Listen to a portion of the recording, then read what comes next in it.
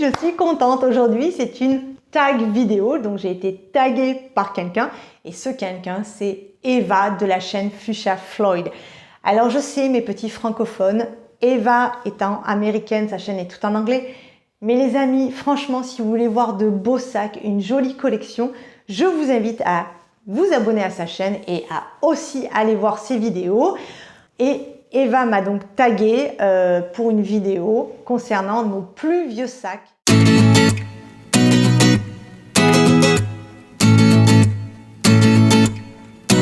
Alors je vais vous montrer que 3 sacs. J'en ai d'autres des plus anciens, mais ceux-là, ils ont des histoires un peu mignonnes. Donc je me suis dit autant vous partager ceux-là.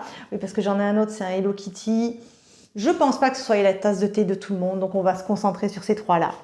Alors le tout premier, c'est celui-ci, c'est un Lancaster. Il m'a été offert par ma maman. Ma maman est partie à Paris et elle m'a ramené ce sac-là. Ben, ça a été le coup de foudre, hein, parce que pour ceux qui connaissent la marque Lancaster, marque française qui fait de belles choses, voilà, moi je l'ai de suite adopté. Il a un joli petit cœur en cuir, la bandoulière est en cuir. C'est du nylon après le reste, voilà, tout nylon. Les bordures, voilà, sont en cuir. Là, ici, le piping, il est en cuir. Non, vraiment, ce sac, je m'en suis servi, mais incroyable, hein, de mon adolescence, le début de la vingtaine, même une bonne partie de la vingtaine. Donc, vraiment gros succès. Bon, en plus, noir, voilà, ça va avec tout. Et même de par sa construction, vous allez voir, il est super pratique.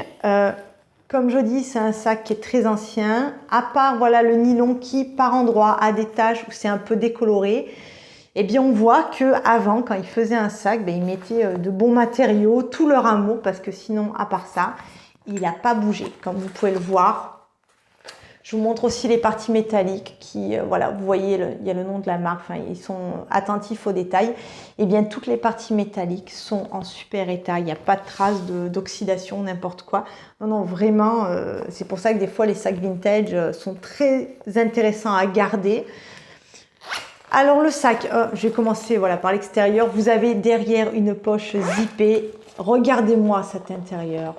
Si j'arrive à l'attraper, bien entendu.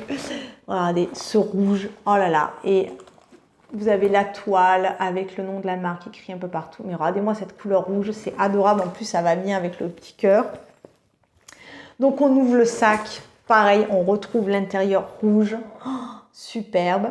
Alors, le sac, il a des compartiments. Alors, je sais, hein, c'est pas ce que j'aime le plus, mais voilà. On me l'a offert. En plus, ma maman, voilà. Celui-là, on n'en fait pas cas.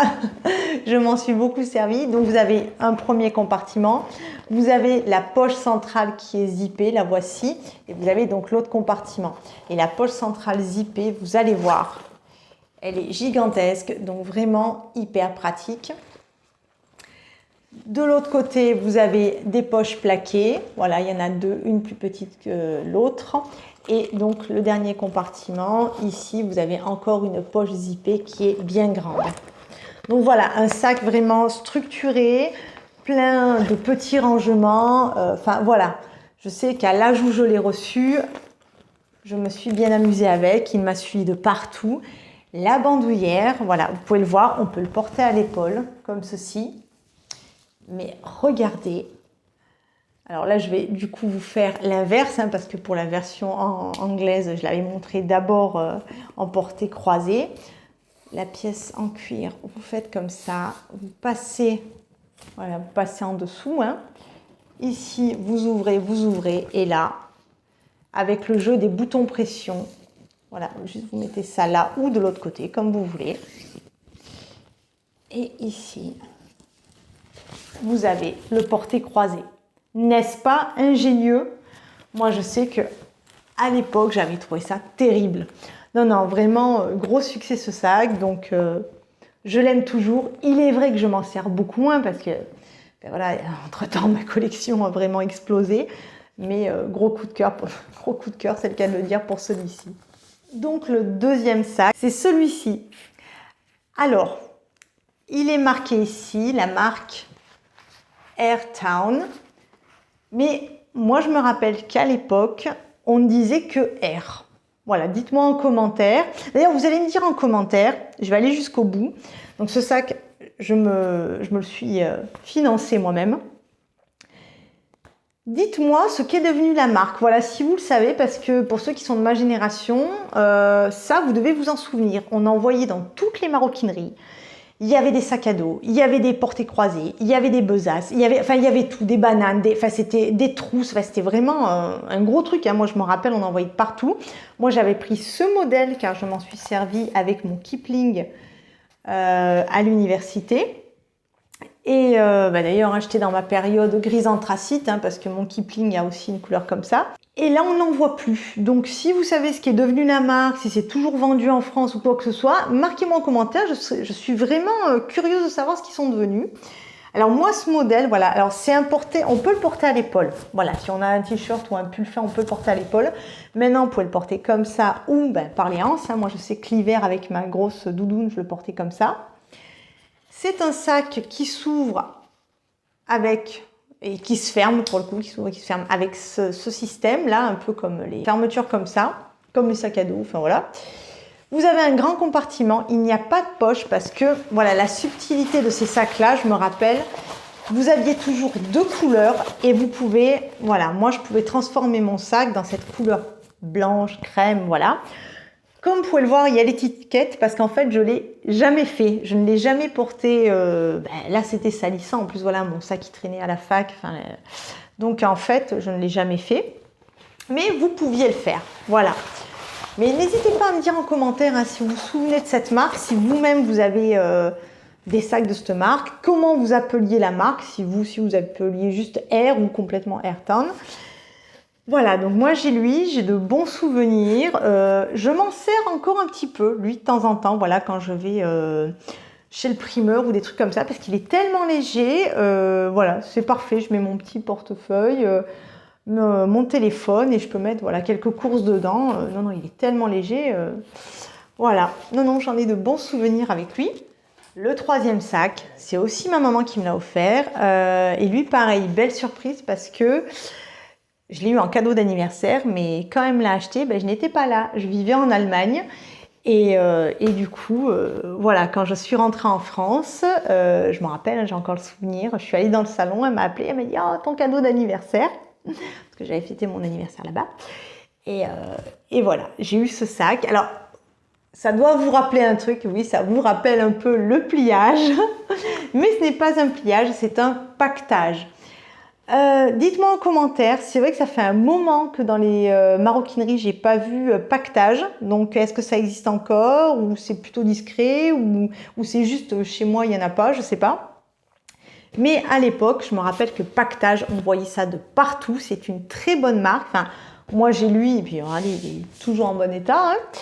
Et non, lui, franchement, je l'adore. J'étais trop contente. J'aime beaucoup, voilà, les couleurs. Non, les couleurs sont top, ça va avec tout. Il est comme ça. Donc, c'est en toile, hein, en toile tressée. Enfin, c'est vraiment trop mignon. Donc, une ouverture zippée.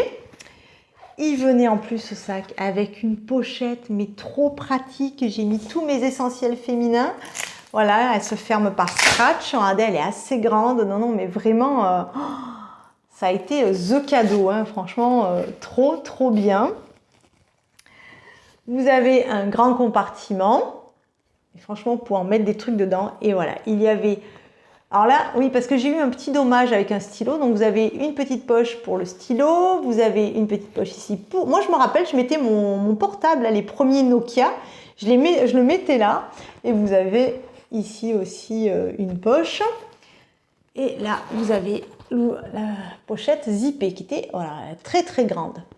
Non, ce sac là je m'en suis servi jusqu'au début que je travaille, voilà, fin de la fac et début de mon vrai travail. Et non mais super non, franchement beau, bien fait. Non, j'en ai un très bon souvenir et je m'en suis bien servie. Voilà les amis, c'était les 3 plus anciens sacs de ma collection. Donc merci Eva de m'avoir tagué pour cette vidéo, ça a été un réel plaisir à la faire. Si vous avez des questions sur ces sacs, mais surtout si vous avez des informations, et comme je vous ai demandé, n'hésitez pas à me marquer en commentaire. Là, pour une fois, je suis vraiment demandeuse. Si vous n'êtes pas encore inscrit, abonné à ma chaîne, je vous en prie, abonnez-vous. Voilà, si vous aimez les discussions de sacs, les revues de sacs, enfin, tout ce qui concerne la maroquinerie, vous êtes à la bonne place. Je répète, même si ce sont des vidéos en anglais, abonnez-vous aussi à la chaîne de Eva, Fuchsia Floyd, c'est le nom de sa chaîne. Elle a des pépites. Voilà les amis, je vous dis à très bientôt. Je vous remercie encore d'avoir vu cette vidéo. On reste en contact. À très bientôt. Bye bye les amis.